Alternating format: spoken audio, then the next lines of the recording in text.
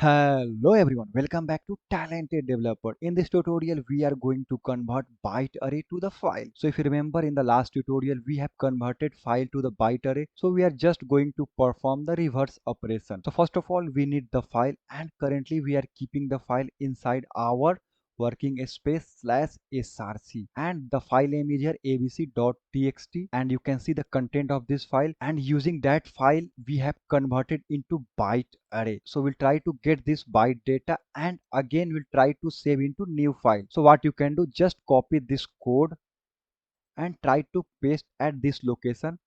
So currently I'm using system.get property. Using this one, I am getting the user directory. Then I'm appending src slash abc.txt. So this path is containing the exact file location. And here I am having the byte array.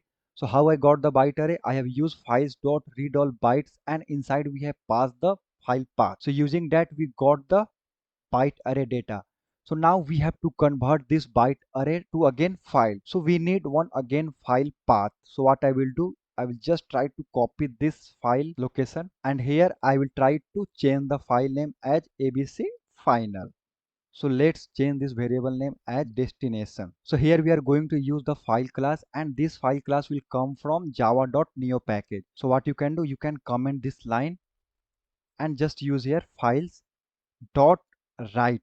Here we have to pass the file path location and byte array. So what you can do, we no need third parameter. So here we have to pass the file as a path. So you can see this is a class, so that means we have to again convert. So what you can do, just use the same thing whatever we did earlier. So here we no need to pass the source path. Here we need to pass the destination path. So just use destination, and this is the byte array. So what actually we are doing here, we are using files dot write, and first of all we are passing the destination location, then we are passing the source byte array, and this source byte array is coming from actually abc.txt file.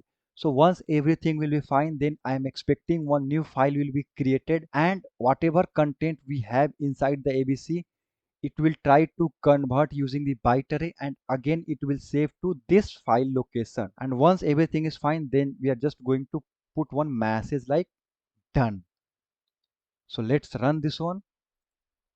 You can see we are getting message here as it done. So let's cross check. You can see one file has been created. So just double click and you can see the data.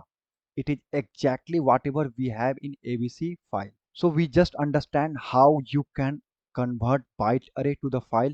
So in the next time if you got challenge to file to byte array or byte array to file, so you can easily follow this code. So that's it for the day. Bye.